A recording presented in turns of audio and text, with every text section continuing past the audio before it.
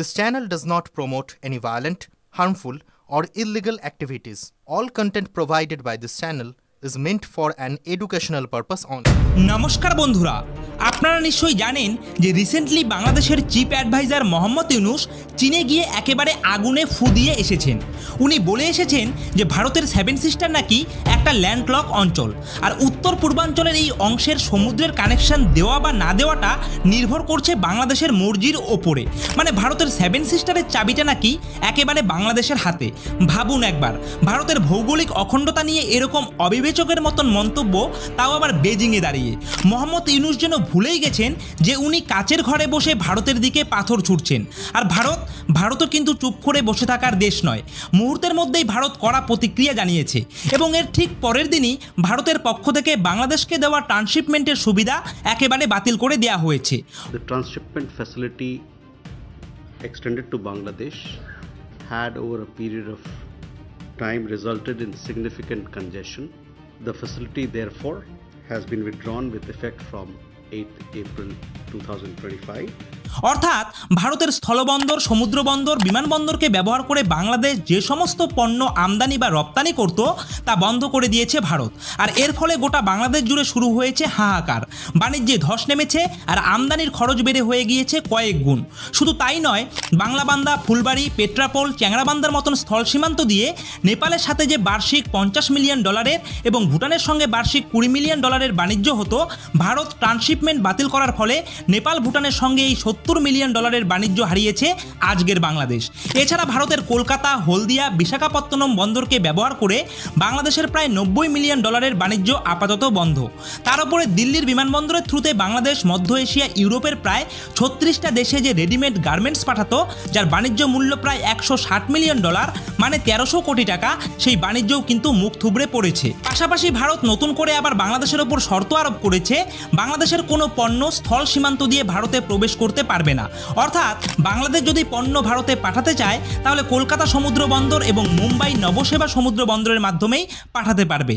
ভারতের সঙ্গে বাংলাদেশের সমস্ত স্থল বন্দরগুলিকে পণ্য আমদানি এবং রপ্তানির ক্ষেত্রে নিষেধাজ্ঞা জারি করেছে ভারত। সব মিলিয়ে মোহাম্মদ ইউনূসের একটা অবিবেচকের মতন মন্তব্যের জেরে প্রায় 2000 থেকে 2500 কোটি টাকার বাণিজ্য হারিয়েছে আজকের বাংলাদেশ। এমনিতেই বাংলাদেশের অর্থনীতি ভাড়েমা ভবানী, তার উপরে ভারতের এই ট্রান্সশিপমেন্ট নিষেধাজ্ঞার কোপে বাংলাদেশের ব্যবসা এবং বাণিজ্য মহলে কিন্তু এখন ত্রাহি ত্রাহি রব। ভারত যে মুখ্য উপদেষ্টা ইউনূসের গলা টিপে ধরেছে, এই মুহূর্তে এটা বাংলাদেশ ভালো করেই বুঝতে পারছে, অনুভব করতে পারছে। ভারতের ট্রান্সশিপমেন্ট সুবিধা বাতিল করাটা শুধু অর্থনৈতিক নয়, ইউনূসকে শিক্ষা দেওয়ার একটা পলিটিক্যাল মাস্টার স্ট্রোক। আর তাই আজকের এই ভিডিওটাতে আমরা বিশ্লেষণ করব ভারতের এই সিদ্ধান্তের আসল কারণ কি, বাংলাদেশের বাণিজ্যে তার কি প্রভাব পড়তে চলেছে এবং এর পেছনে ভারতের কোন জিওপলিটিক্যাল স্ট্র্যাটেজি কাজ করছে। সব মিলিয়ে আজকের ভিডিওটা একেবারে টানটান উত্তেজনার হতে চলেছে, তাই শুরু থেকে শেষ অবধি ভিডিওটা দেখার অনুরোধ করব। তো চলুন সবটা শুরু থেকে শুরু করা যাক। দেখুন, প্রথমেই আমরা জানবো ট্রান্সশিপমেন্ট আসলে কি। ট্রান্সশিপমেন্ট মানে হলো একটা দেশের পণ্য অন্য দেশের মধ্য দিয়ে তৃতীয় কোনো গন্তব্যে পাঠানো। মানে আপনি নিজের গাড়িতে না গিয়ে অন্যের বাড়ির উঠোন ব্যবহার করে আপনার গন্তব্যে পৌঁছলেন আর কি। ঠিক এভাবেই এক দেশ থেকে যখন আরেক দেশের ভৌগোলিক এলাকা, রাস্তা বা বন্দর ব্যবহার করে অন্য দেশে পণ্য রপ্তানি বা আমদানি করা হয়, তখন তাকে বলা হয় ট্রান্সশিপমেন্ট। প্রাথমিকভাবে বাংলাদেশ এবং ভারতের মধ্যে ট্রেড ট্রানজিট এবং ট্রান্সশিপমেন্ট চুক্তি 2010 সালে হয়। পরে 2015 সালে একটা রিভাইজ চুক্তি হয়, কিন্তু 2020 সালে শেখ হাসিনা এবং নরেন্দ্র মোদির মধ্যে একটা ডিটেল ট্রেড, ট্রানজিট ও ট্রান্সশিপমেন্ট চুক্তি স্বাক্ষরিত হয়, যেখানে একসাথে 22টি চুক্তি এবং সমঝোতা স্বাক্ষরিত হয়েছিল। সেই চুক্তি মোতাবেক বাংলাদেশ ভারতের বাংলাবান্ধা, ফুলবাড়ি, পেট্রাপোল স্থলবন্দর ব্যবহার করে নেপাল এবং ভুটানের সঙ্গে বাণিজ্য করত। এটা হলো স্থলবন্দর ট্রান্সশিপমেন্ট। আবার একইভাবে বাংলাদেশ ভারতের কলকাতা, হলদিয়া, বিশাখাপত্তনম এবং পারাদ্বীপকে ব্যবহার করে আন্তর্জাতিক বাণিজ্য করত। এটা হলো সমুদ্র বন্দর ট্রান্সশিপমেন্ট। তাছাড়া বাংলাদেশ ট্রান্সশিপমেন্ট চুক্তির আওতায় ভারতের কলকাতা বিমানবন্দরকে ব্যবহার করত তৃতীয় দেশে পণ্য রপ্তানি করার জন্য। আবার ভারতের দিল্লি বিমানবন্দরকে ব্যবহার করে বাংলাদেশ, মধ্য এশিয়া এবং ইউরোপের 36টা দেশে তাদের গার্মেন্টস পণ্য রপ্তানি করে। এটা হলো বিমানবন্দর ট্রান্সশিপমেন্ট। ভারত এই 3 ধরনের ট্রান্সশিপমেন্টের সুবিধা একসঙ্গে বাতিল করে দিয়েছে। আর এর ফলে বাংলাদেশের বাণিজ্যে কী পরিমাণের ক্ষতি হয়েছে সেটা জানার আগে আমাদের জানতে হবে যে এই ট্রান্সশিপমেন্ট সুবিধার ফলে বাংলাদেশ এতদিন কি কি সুবিধা ভোগ করত। করত। এই ট্রান্সশিপমেন্টের মাধ্যমে বাংলাদেশ নেপালে প্রতি বছর কয়েক হাজার কোটি টাকার পণ্য রপ্তানি করত। এর মধ্যে উল্লেখযোগ্য পরিমাণে পণ্য রপ্তানি হতো প্রায় 500 থেকে 700 কোটি টাকার পাট এবং পাটজাত পণ্য, প্রায় 300 থেকে 500 কোটি টাকার তৈরি পোশাক। আবার নেপাল থেকে 100 থেকে 150 কোটি টাকার কার্পেট এবং হস্তশিল্প বাংলাদেশ নিজের দেশে আমদানি করত। আবার এই ট্রান্সশিপমেন্টের সুবিধা নিয়েই বাংলাদেশ ভুটানে বার্ষিক 500 থেকে 700 কোটি টাকা মূল্যের পণ্য রপ্তানি করত। রপ্তানি পণ্যের মধ্যে তৈরি পোশাক, ঔষধ, প্লাস্টিক এবং সিরামিক পণ্য কিন্তু উল্লেখযোগ্য। আবার ভুটান থেকে বাংলাদেশ জলবিদ্যুৎ আমদানি করত, যা ট্রান্সশিপমেন্ট ছাড়া আমদানি করা একেবারে অসম্ভব। এখানে আপনাদের জানিয়ে রাখা ভালো যে বাংলাদেশ ভুটান থেকে প্রায় 500 মেগাওয়াটের মতো জলবিদ্যুৎ বার্ষিক আমদানি করত। ভারতের আলিপুরদুয়ার এবং জলপাইগুড়ি দিয়ে ট্রান্সমিশন লাইন হয়ে এই বিদ্যুৎ বাংলাদেশের রংপুরে ঢুকত এবং এর ফলে বাংলাদেশের উত্তরাঞ্চলের বিশেষ করে রংপুর, দিনাজপুর, লালমনিরহাট, নীলফামারী, ঠাকুরগাঁও, কুড়িগ্রাম এই অঞ্চলগুলো এই জলবিদ্যুতের সুবিধা ভোগ করত। এর ফলে এই এলাকাগুলোতে লোডশেডিং অনেকটা কমে গিয়েছিল, কৃষি উৎপাদনে বিদ্যুতের ব্যবহার বেড়েছিল এবং শিল্প স্থাপনাতেও কিন্তু উৎসাহ এসেছিল। মানে বাংলাদেশের ট্রান্সশিপমেন্ট ব্যবস্থা বন্ধ হওয়ার ফলে নেপাল এবং ভুটানের সাথে বাংলাদেশের মোট 1000 থেকে 1500 কোটি টাকার বার্ষিক বাণিজ্য তো বন্ধ হয়েইছে, সাথে জলবিদ্যুৎ আমদানিও কিন্তু বন্ধ হয়ে গেছে। তাছাড়া যেহেতু কলকাতা বিমানবন্দর বাংলাদেশের সবচেয়ে কাছাকাছি আন্তর্জাতিক বিমানবন্দর, তাই ঢাকা থেকে স্থলপথে পণ্য কলকাতা এনে কলকাতার দমদম বিমানবন্দরের কার্গো প্লেনের মাধ্যমে বিদেশে নিয়মিত পণ্য রপ্তানি করত বাংলাদেশ, বিশেষত ইউরোপ, মধ্যপ্রাচ্য, দক্ষিণ পূর্ব এশিয়ার বাজারে। ট্রাক বা কন্টেনারে মাল পেট্রাপোল, বেনাপোল সীমান্ত দিয়ে এনে খুব দ্রুত বিমানে রপ্তানি করা যেত এই ব্যবস্থার ফলে। ঢাকার হযরত শাহজালাল আন্তর্জাতিক বিমানবন্দরের তুলনায় কলকাতা থেকে সরাসরি ইউরোপ ভিত্তিক কার্গো ফ্লাইটের সংখ্যা অনেকটাই বেশি এবং খরচও কিন্তু তুলনায় অনেকখানি কম। তাই লজিস্টিক খরচ কমতো এবং ডেলিভারিও কিন্তু খুব দ্রুত গতিতে হতো। এর মাধ্যমে মূলত বাংলাদেশের রেডিমেড গার্মেন্টস, ফার্মাসিউটিক্যালস এবং হালকা ইলেকট্রনিক পণ্য রপ্তানি করা হতো রেগুলার বেসিসে। তাই ট্রান্সশিপমেন্ট চুক্তি বাতিলের ফলে কলকাতা বিমানবন্দরের মধ্যে দিয়ে বাংলাদেশ প্রায় 500 থেকে 700 কোটি টাকার বাণিজ্যকে হারালো। একই রকমভাবে বাংলাদেশ ভারতের দিল্লি বিমানবন্দর হয়ে মধ্যপ্রাচ্য এবং ইউরোপের প্রায় 36টা দেশে তাদের পোশাককে রপ্তানি করত। 2023 সালের ফেব্রুয়ারি থেকে 2024 সালের ফেব্রুয়ারি পর্যন্ত দিল্লি বিমানবন্দরে প্রায় 8000 মেট্রিক টন মানে 80 লাখ কেজি বাংলাদেশি রেডিমেড পোশাক কিন্তু ইউরোপের দেশগুলোতে ট্রান্সশিপমেন্ট করা হয়েছে, যার মধ্যে স্পেন, নেদারল্যান্ড এবং ফ্রান্স কিন্তু উল্লেখযোগ্য। এখন যদি প্রতি কেজি পোশাকের গড় মূল্য $20 হয়, তাহলে 80 লাখ কেজি পোশাকের মূল্য হবে 80 লাখ কেজির সঙ্গে যদি $20 গুণ করেন $160 মিলিয়ন, মানে প্রায় 1300 কোটি টাকা। অর্থাৎ দিল্লি বিমানবন্দর হয়ে বাংলাদেশে পোশাক রপ্তানির আনুমানিক আর্থিক পরিমাণ হচ্ছে $160 মিলিয়ন, মানে প্রায় 1300 কোটি টাকা। শুধুমাত্র দিল্লি বিমানবন্দরে ট্রান্সশিপমেন্ট বন্ধের ফলে বাংলাদেশ বার্ষিক 1300 কোটি টাকার মতো বাণিজ্য কিন্তু হারিয়েছে। এখন আপনি প্রশ্ন করতে পারেন যে বাংলাদেশ থেকে দিল্লির দূরত্ব তো অনেকটা, তাহলে কেন দিল্লির বিমানবন্দরকেই বেছে নেওয়া হতো? আসলে ঢাকার হযরত শাহজালাল আন্তর্জাতিক বিমানবন্দরের উচ্চ ট্যারিফ, ভ্যাট এবং গ্রাউন্ড হ্যান্ডেলিং ফিসের কারণে রপ্তানিকারকরা দিল্লি বিমানবন্দরকে ব্যবহার করত। ঢাকা থেকে ইউরোপে প্রতি কেজি পোশাক পরিবহনে খরচ পড়তো $3, যেখানে দিল্লি হয়ে এটা মাত্র $1.20 মতো খরচ হতো, মানে অর্ধেকেরও কম খরচে রপ্তানি সম্ভব হতো। এছাড়া ঢাকা থেকে কার্গো বিমানের সংখ্যাও কিন্তু যথেষ্ট কম, এত কম যে বাংলাদেশ শুধু তার গার্মেন্টস রপ্তানি চাহিদা যদি এক্ষুনি পূরণ করতে চায়, তাহলে বাংলাদেশকে এখনই 720টা কার্গো বিমান চালু করতে হবে। তো এ তো গেল বিমানবন্দরে ট্রান্সশিপমেন্ট বাতিলের কুফল, যেটা বাংলাদেশ এখন ভোগ করছে।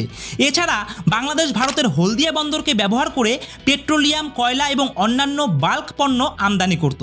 ভারতের অন্ধ্রপ্রদেশের বিশাখাপত্তনম ব্যবহার করে প্রধানত কয়লা, লোহা আকরিক এবং সার আমদানি করত। উড়িষ্যার পারাদ্বীপ বন্দরকে ব্যবহার করে কয়লা, লোহা আকরিক এবং সার আমদানি করত। আবার বাংলাদেশ এই বন্দরগুলোকে ব্যবহার করে প্রধানত তৈরি পোশাক, পাটজাত পণ্য, কৃষি পণ্য এবং অন্যান্য সাধারণ পণ্য দীর্ঘদিন ধরে বিদেশে রপ্তানি করে আসছিল। এখন ভারত ট্রান্সশিপমেন্ট বাতিল করায় বাংলাদেশের আমদানি রপ্তানিতে কি ভয়ঙ্কর খারাপ প্রভাব পড়ল আশা করি আপনারা বুঝতে পেরেছেন। অতএব ভারত সরকার সম্প্রতি যে ট্রান্সশিপমেন্ট সুবিধা বাতিল করেছে, এর ফলে বাংলাদেশ একদিকে বার্ষিক 4 থেকে 5000 কোটি টাকার বাণিজ্যকে হারিয়ে ফেলল এবং তাছাড়া বাণিজ্য খরচও প্রায় দ্বিগুণ হয়ে গেল। এখন এর ফলে বাংলাদেশের অর্থনীতিতে কি কি প্রভাব পড়বে সেদিকে একটু নজর দেওয়া যাক। প্রথমত, বাংলাদেশের গার্মেন্ট শিল্প রীতিমতো ধ্বংসের মুখে পড়বে, কারণ আমরা জানি যে বাংলাদেশের মোট জিডিপির 11 থেকে 12% গার্মেন্ট শিল্প থেকে আসে। কিন্তু মোহাম্মদ ইউনূসের উল্টাপাল্টা মন্তব্যের জন্য এই শিল্পের বড়সড় ক্ষতি হয়ে গেল। কারণ এক, কলকাতা এবং দিল্লি থেকে ইউরোপে কার্গো ফ্লাইটের সংখ্যা অনেক গুণ বেশি এবং ঢাকার তুলনায় 20 থেকে 30% সাশ্রয়ী এবং ডেলিভারির সময়ও 1 থেকে 2 দিন কম। কারণ কারণ 2, মুম্বাই এবং দিল্লি এবং চেন্নাই থেকে সরাসরি কার্গো ফ্লাইট ইউরোপে আমেরিকাতে যায়, যেটা বাংলাদেশের তুলনায় দ্রুততম একটা আকাশপথ বা আকাশ রুট। এবং 3, দিল্লি এবং দমদম বিমানবন্দরের সুবিধা না পেলে বাংলাদেশকে এখনই 720টির মতো কার্গো বিমান চালু করতে হবে, যেটা কিন্তু এখনই বাংলাদেশের পক্ষে করা সম্ভব নয়। আর এই সুযোগে ভারত আমেরিকা এবং ইউরোপের গার্মেন্টসের ব্যবসার সিংহভাগ কিন্তু দখল করে ফেলবে বাংলাদেশের কাছ থেকে। তো আপনারা বুঝতেই পারছেন যে শিল্পের উপরে ভর করে বাংলাদেশের আজকের এই উত্থান, সেই শিল্পটাকে ইউনূস নিজে হাতে গলা টিপে মেরে ফেললো, যার ফল কিন্তু ভয়ঙ্কর হবে।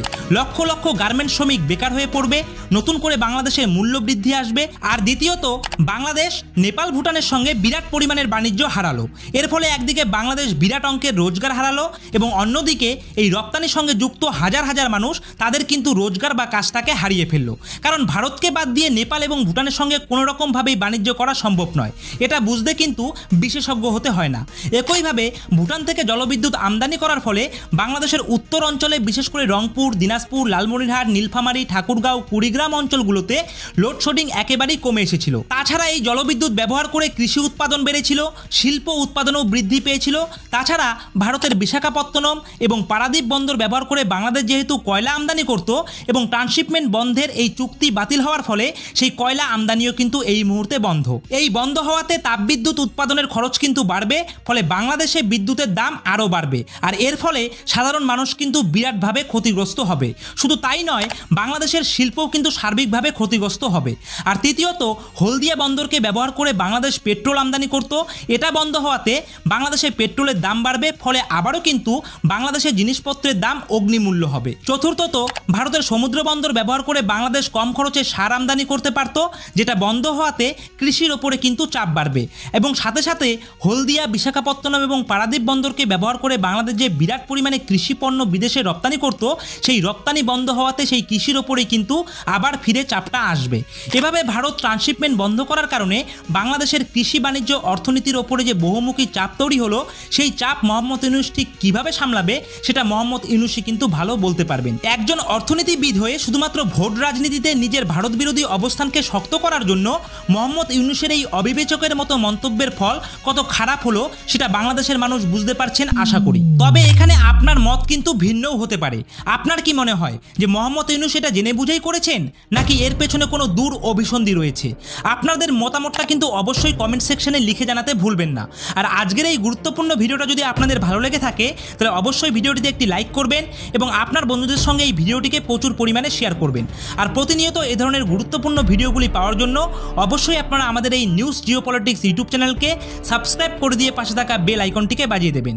তো বন্ধুরা, আজকের ভিডিওটা এখানেই শেষ করছি। জয় হিন্দ, জয় ভারত।